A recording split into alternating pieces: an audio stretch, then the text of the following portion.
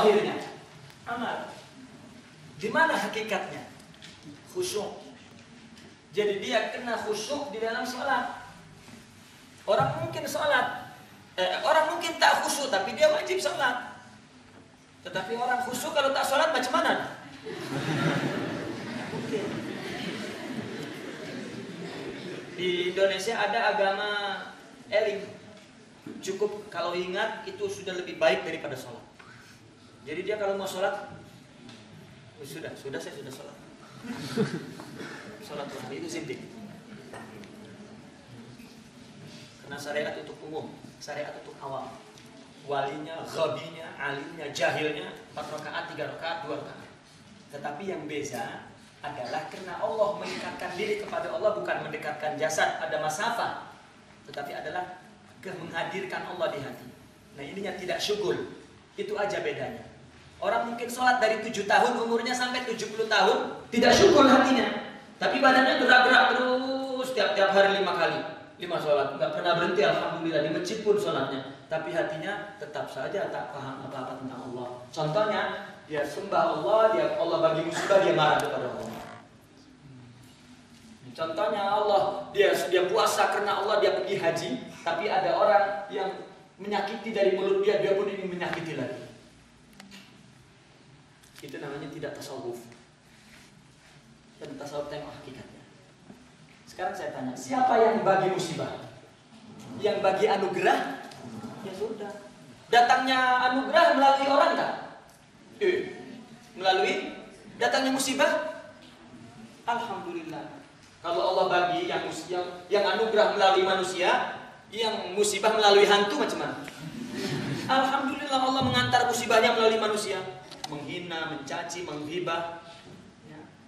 Orang sufi ketika mendengar gibahan, cacian dan akhlak buruk dia mengatakan Allah luar biasa, Allah mengirim makhluknya untuk membagi musibah kepada aku.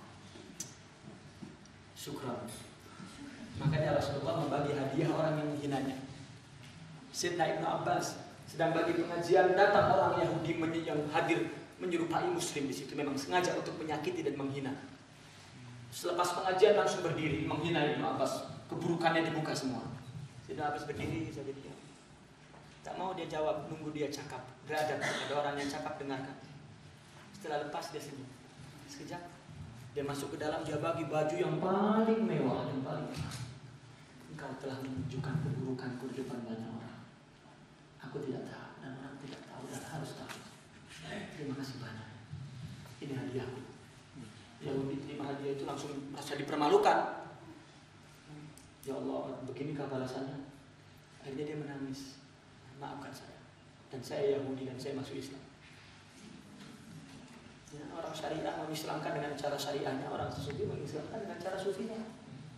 Dan Rasulullah, Rais as-Sufi, ada seorang Yahudi tua, buta.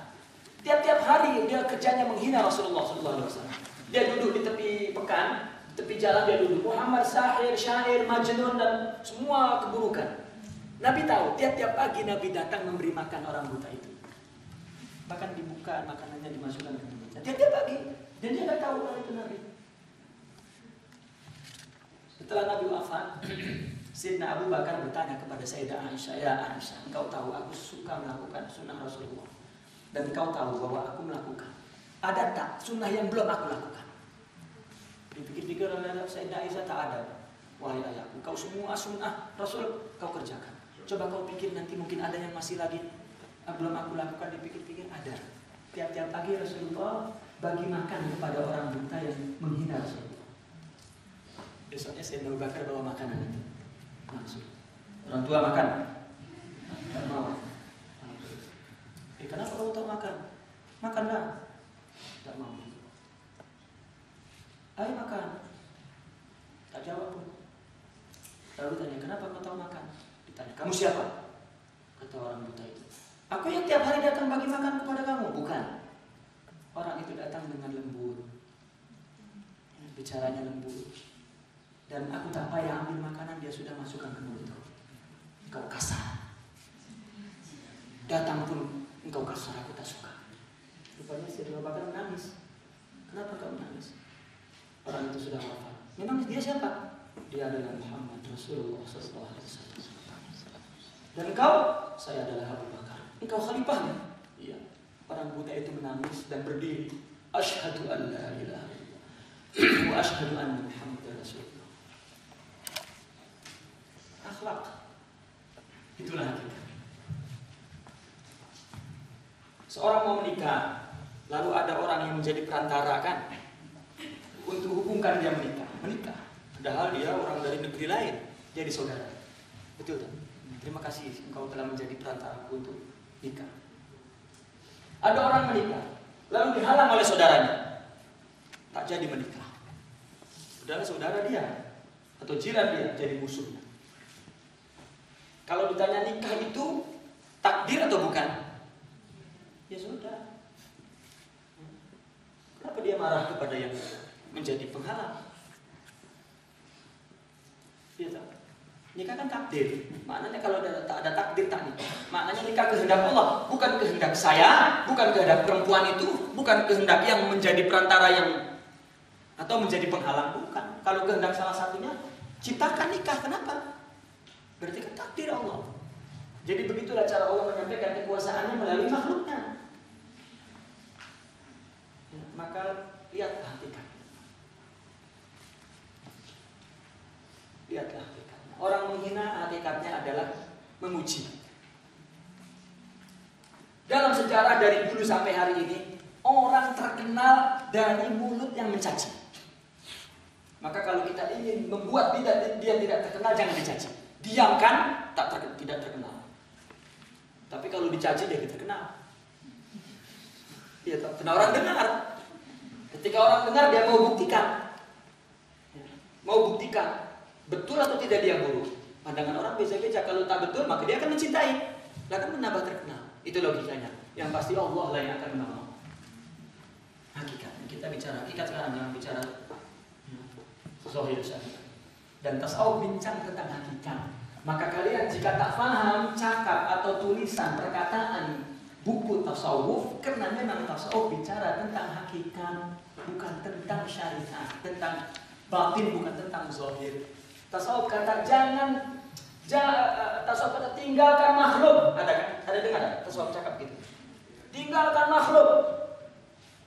Jangan pikirkan anak, jangan pikirkan istri, jangan pikirkan. Oh, ini tasawuf. Gimana? Pahami dulu, dia bincang tentang hakikat, tentang batin. Artinya di hatimu jangan ada yang lain selain Allah. Kalau tentang zahir sudah dibincang di fikih. Maknanya jangan dipikirkan di sini. Karena orang itu selalu pikirkan orang lain, bukan pikirkan dirinya. Ya, hatta berdakwah juga. Bagaimana supaya orang ini bertakwa? Ente bertakwa tak kepada Allah. Kenapa lebih banyak pikirkan orang daripada pikirkan diri sendiri? Berpikir bagaimana dia melakukan hak-hakku yang secara Islami. Loh, kenapa tidak kau pikirkan dirimu untuk melakukan kewajibanmu yang Islami kepada orang lain? Tasawuf mengatakan jangan pikirkan anakmu, jangan pikirkan istrimu. Dia adalah makhluk Allah, matinya bila, suksesnya bila, dan anugerahnya, musibahnya Allah yang menentukan. Tak perlu pikirkan, letih-letih. Tetapi yang kita pikirkan kewajiban kita kepada anak dan istri, kepada jiran, itu saja. Kalau dia tak makan, kewajiban kita ini karena tak makan Allah. Yang buat dia tak makan, karena Allah akan bagi rezeki melalui kita. Maka kita bekerja, ini ibadah. Berarti kita dihormati oleh Allah untuk orang yang sebagai orang yang membawa rezeki Allah kepada dia. Dan ibadah itu adalah sebetulnya melakukan amal ketika ada identifikasi sifat Allah kepada kita. Coba. Bukankah Allah yang beri rezeki? Oke. Ketika ada orang minta-minta, maknanya kita diperintahkan, dihormati oleh Allah.